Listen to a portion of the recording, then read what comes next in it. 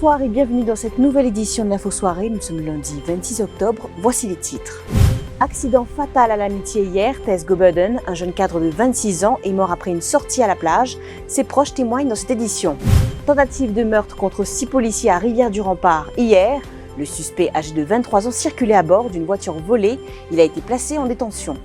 Le département légal de la SBM au centre d'une enquête de l'ICAC pour soupçon de conflit d'intérêts. Nous reviendrons sur les détails qui intriguent la commission anticorruption. Culture, à découvrir bientôt l'art et le digital à travers Transmédia. Les Goberden pleurent la disparition de Tess, 26 ans. Ce jeune cadre est mort hier soir après un carambolage à l'Amitié impliquant sa voiture et 2 autres véhicules. Les occupants ont été transportés à l'hôpital de Flac, selon l'un des proches de la victime. Le drame s'est produit après une sortie à la plage. Il affirme que Tess Goberden avait des projets plein la tête, tels qu'ouvrir sa propre entreprise. Il est la 104e victime de la route depuis le début de l'année. Témoignage. Tous les temps, là, nous tous après nous sommes ensemble, nous nous suivons depuis l'école nous ensemble, nous même nous étions ensemble, et même travail, nous travaillons, par compagnie de titres comme BDO, nous travaillons ensemble. Après nous, le Coréen shifté, qui bougeait, Orange Business Services, c'est moi aussi, nous bougeons les places là. En parallèle, nous faisons concession du cours ensemble. Et malheureusement, hier, les policiers comprennent, nous avons une deadline, nous sommes dans 5 mètres, et nous pas de risquer de contact avec lui. Aussi, à ce moment-ci, on apprend qu'il y a une action grave dans la vie, il est impliqué là-dedans. Et qu'on a le plan de l'université. Hier, la police est venue vers les 33 là. Nous avons tel numéro de top ça. C'est ça pour mon éveil ça. Il y a quoi de dire? Il y a une sortie, il y a le temps de sortir depuis là. Il y a apparemment il est impliqué dans l'accident. Est-ce qu'il est grave? Il y a des 3 lutteurs qui tapent ensemble. C'est ça, fatal. Je m'en prends, je vous donne rien. Je ne vais pas pour se coordonner à la station. En route, même depuis aller, moi, je vais chez là-bas. Je dis non à l'hôpital. Dans l'hôpital, on va un fighter, Suzanne Naz, qu'on va faire arrêter, il va déjà faire cette vidéo. Là, tu travailles au 11, le docteur manager là-bas. Persévérer là. J'ai là, je commence à poser la caméra sur là. Je commence à faire discuter, tu vois, la cause de compliment, ça va côté, ça va caméra sur là. 11h le matin. 11h le matin, je Vous ne pas retourner ensuite. Oui. Apparemment, c'était une sonnerie. C'était une sonnerie propre portable. C'était une sonnerie propre portable. Oh, c'était où une sonnerie? Bon, madame, une sonnerie, voilà. Elle l'a tout. Déjà été retourné, puis venu. Après, il y a un temps où il y a une sonnerie, ça va, on doit personnel du papier. Il y a une sonnerie par contre. Finalement, la police est venue faire le sens. Quelle est l'inchose là avec son camarade aussi? Comment était dans son 12 cas? Il y a une chaîne là, mais droite pour Tout le temps, c'est jovial, bien populaire pour mes souvent camarades, et souvent camarades bien rondants, bien helpful. Côté carré, tout le temps, au niveau IT, ici, un geek. C'est un génie au niveau réseau, informatique, Cisco, tout ça, c'est sous bout de les doigts. Et je fais travail c'est-à-dire Orange Business Services. Et il commence au Coréen, moi, je sais quoi. Ici, un garçon bien ambitieux. Comme ça, bien tilage, il commence au Coréen et il grimpe sur l'escalier bien, mais c'est simplement ici. Cela vient des bêtements. Il est en plein projet, il fait commencer sur un business au niveau caméra, cybersécurité. Ils sont faits sur propre entreprise un jour. Il y a qu'un des camarades, qui peut sortir la mer, un petit programme. C'est une action la route arrivée. 6 policiers victimes d'une tentative de meurtre à Rivière-du-Rempart hier lors d'une course-poursuite. Ils voulaient intercepter un jeune homme qui circulait à bord d'une voiture volée. C'est suite à un appel du centre de l'unité de contrôle qui abrite les caméras Safe City que cette équipe est intervenue. Le suspect, Jasvir Gokula, 23 ans, a été maîtrisé avec beaucoup de difficultés avant d'être arrêté et placé en détention. Shivani Venkatachelum. Jasvir Gokula a été repéré à proximité de la gare routière de Rivière-du-Rempart dans cette voiture volée depuis le 17 octobre dernier vers 10h à Rivière-du-Rempart. Le jeune homme avait pris la direction du poste de police de la localité. Les policiers lui ont demandé de s'arrêter et ont même tenté de lui barrer la route, sauf que le chauffeur a refusé d'obtempérer. C'est là lorsqu'il a tenté de foncer sur cette équipe affectée au poste de police de Rivière-du-Rempart, mais les policiers ont pu éviter de se faire renverser. S'en est suivi une course-poursuite. Le suspect a été repéré à Cottage et le jeune homme s'est caché dans une maison. Il a été arrêté à l'arrivée des renforts. La voiture saisie. Une plainte avait été consignée le 17 octobre dernier pour le vol de la voiture à bord de laquelle il circulait. La jeune fille de 16 ans qui a été poignardée de multiples fois dans le dos se remet peu à peu de son agression. Cette jeune mère d'une petite fille de 9 mois a été agressée par le père de son enfant. Les faits se sont produits dimanche d'avant à Pamplemousse. Une proche de la victime, âgée de 74 ans, avait porté plainte au poste de police de la localité. Elle avait déclaré que l'adolescente avait quitté la maison le même jour aux alentours de 15 heures. Le suspect a été quant à lui arrêté et a ensuite été traduit devant la justice sous une accusation provisoire de tentative de meurtre avant d'être reconduit en cellule. Le département légal de la State Bank of Mauritius au centre d'une enquête de l'ICAT pour soupçon de conflit d'intérêts. Vendredi dernier, le Chief Executive Officer, Parvathaneni Venkateshwara Rao, a été entendu pour la première fois sur l'allocation d'un contrat à une firme privée. Les liens entre un haut cadre du département légal et cette firme privée intriguent. L'ICAT a eu recours à la section 50 de la Prevention of Corruption Act pour obliger le CEO à dévoiler certaines informations, car la commission a déjà fait face à des refus de la SBM. Des hauts cadres du département légal seront bientôt entendus chez Adjadou. Au moins 3 officiers du département légal devront s'expliquer sur cette décision d'avoir recours à une firme légale du privé pour traiter certains dossiers. Il s'agit en particulier de la préparation de contrats sur certains prêts. Les enquêteurs veulent savoir pourquoi les services de cette firme externe ont été sollicités alors qu'ils sont déjà disponibles au sein du département légal. Mais ce qui fait sourciller davantage, c'est la relation entre un haut cadre du département légal et la firme en question. Vendredi dernier, Parvathaneni Venkateshwara Rao a été convoqué de toute urgence par la commission anticorruption. Une convocation sous la section 50 de la POCA obligeant un témoin à remettre aux enquêteurs des dossiers en sa possession. Le CEO de la SBM devra retourner au Redwood Triangle durant la semaine pour fournir plus de détails sur la location de ce contrat. Il devra aussi préciser qui était présent lors d'une réunion où la décision a été arrêtée. Nous nous retrouvons après cette courte page de pub.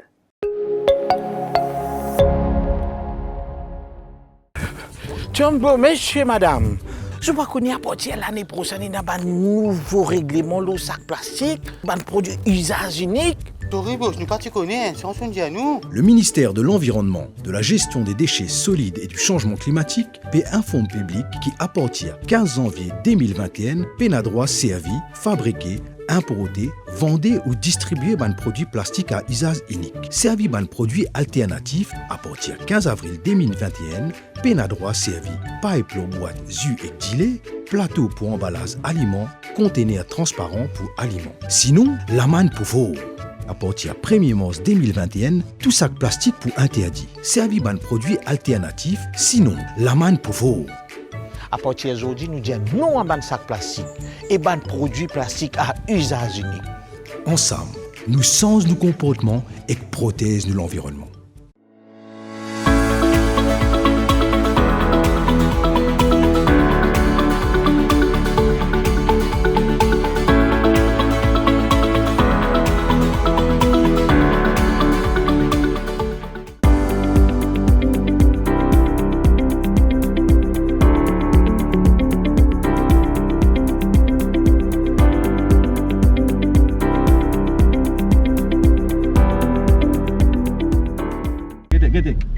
Gede mo kon kin vini aser.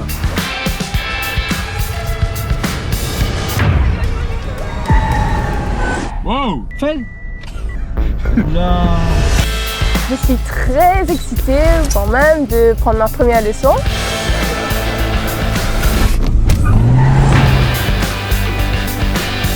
Direct, je vais t'arrêter depuis là, tu as fait ce signal à gauche.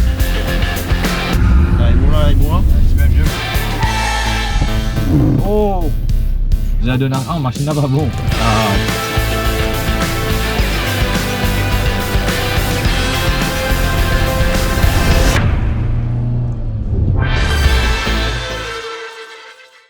Déodorant antitranspirant Nivea Men Deep avec une formule enrichie au charbon noir. 48 heures de protection contre la transpiration et les bactéries. Pour pour une profonde sensation de propreté qui dure. Nouveau déodorant antitranspirant Nivea Men Deep. Nivea Men, ça commence avec vous.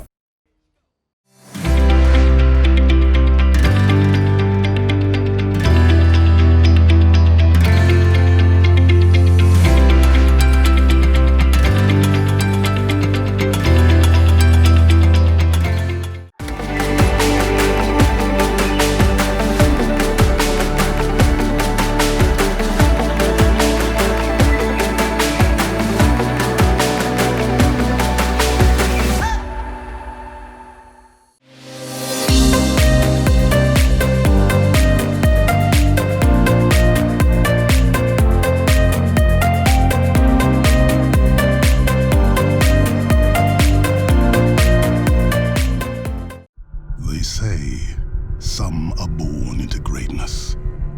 And yet, those who've achieved it know that it takes a team to create a champion. A crew with the belief that no one will get there unless everyone does. Every cog needs to turn to move the wheel that drives us forward. What you put in is what you get out.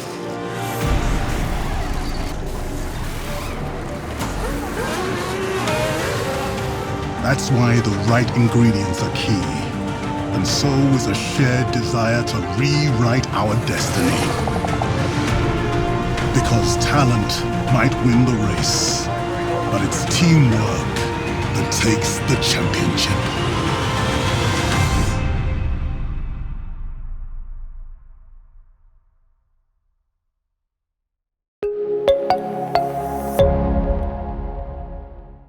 La Mauritius Investment Corporation Limited au centre des sujets débattus lors de la rencontre de l'opposition cet après-midi à l'hôtel NSC Park à Eben.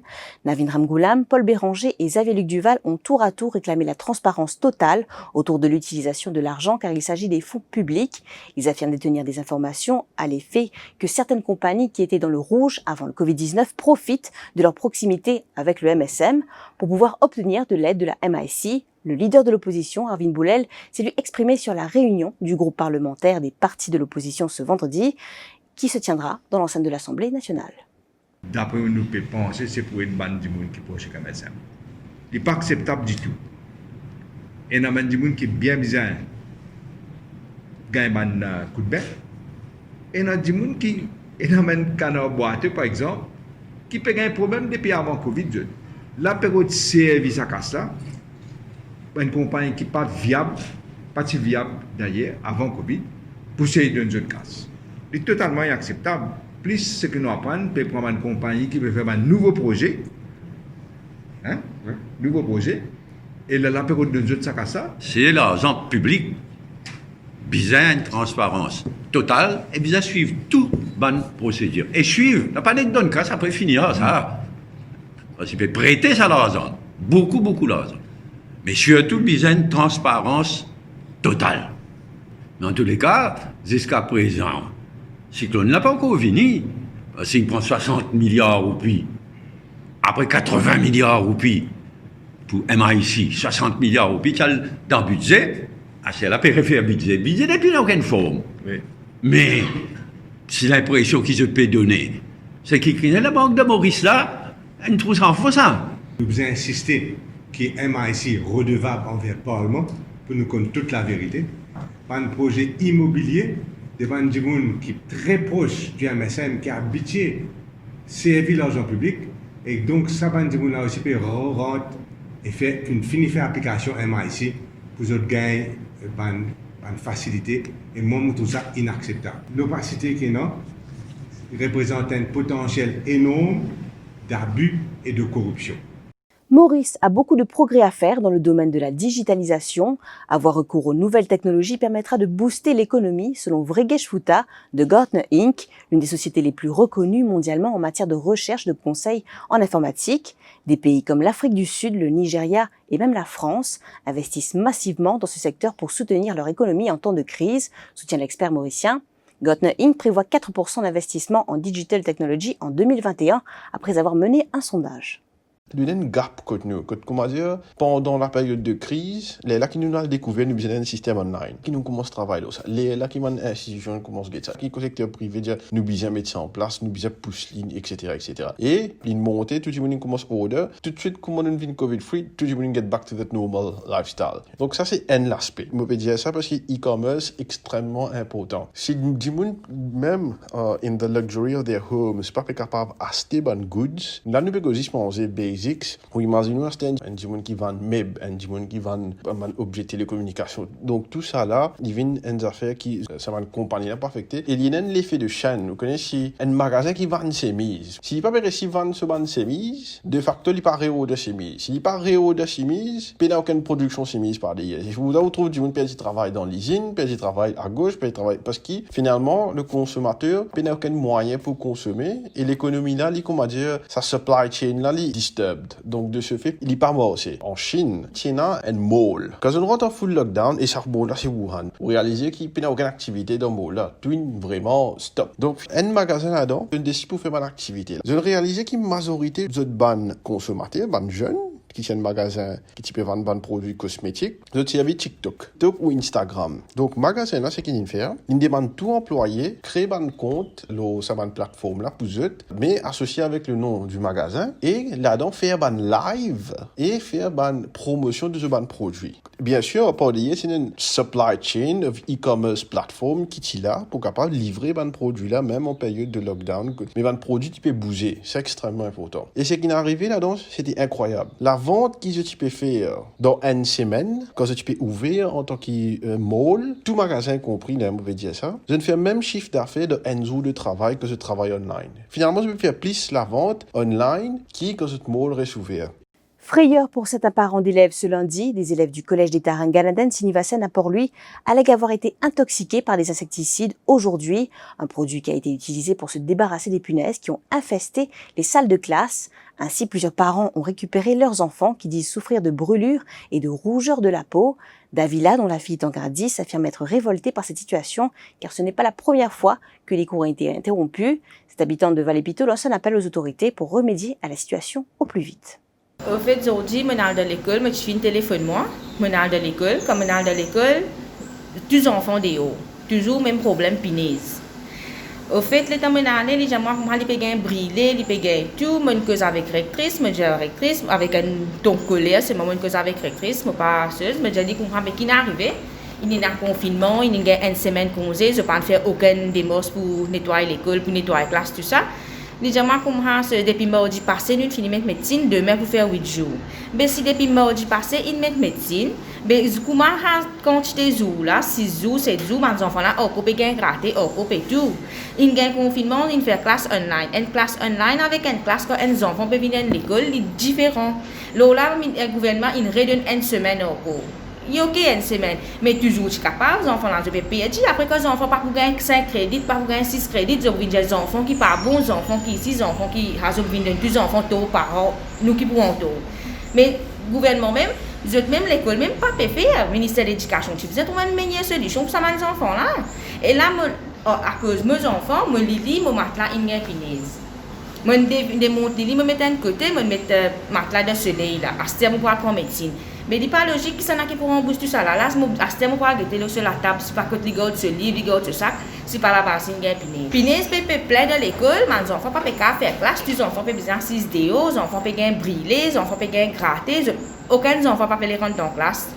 Mais quand les enfants peuvent faire manifestation devant l'école, c'est pas avec le professeur, avec le ministère de l'Éducation, ils ont des enfants qui ne sont pas bons.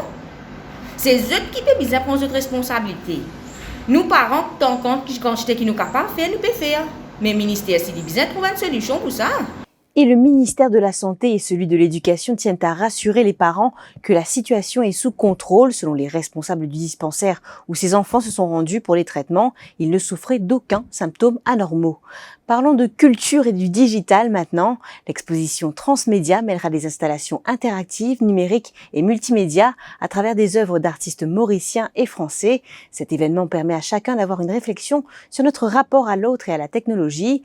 D'un côté, il nous rappelle la puissance, l'efficacité l'efficacité et la rapidité des outils numériques et paradoxalement le risque d'une déconnexion du réel pour l'humain si ces outils ne sont pas utilisés avec conscience. Une exposition que vous pourrez apprécier à l'Institut français de Maurice à Rosil à partir du vendredi 6 octobre prochain et ce jusqu'au 30 novembre prochain. Et place à la page spéciale dédiée à la campagne présidentielle américaine. Donald Trump doit effectuer 2 rallyes en Pennsylvanie ce lundi et demain. Il devra se rendre dans 3 États pour poursuivre sa campagne, notamment le Michigan, le Wisconsin et le Nebraska, alors que Joe Biden est supposé rester chez lui dans le Delaware jusqu'à demain où il doit se déplacer en Géorgie pour poursuivre sa campagne. Pour rappel, c'est ce samedi que Donald Trump a voté de manière anticipée à West Palm Beach en Floride. Ce vote par anticipation ou par correspondance pour les élections du 3 novembre prochain aux États-Unis est déjà plus important que ce qu'il était 4 ans plus tôt, en 2016, révèle une étude indépendante publiée dimanche. Le US Election Project, un centre d'études indépendant de l'Université de Floride, a indiqué qu'à la date de dimanche, plus de 59 millions d'électeurs avaient déjà voté. Ce qui nous amène à la fin de cette édition de l'Info Soirée. Merci de l'avoir suivi. Bonne soirée. L'info en continu sur le www.defimedia.info.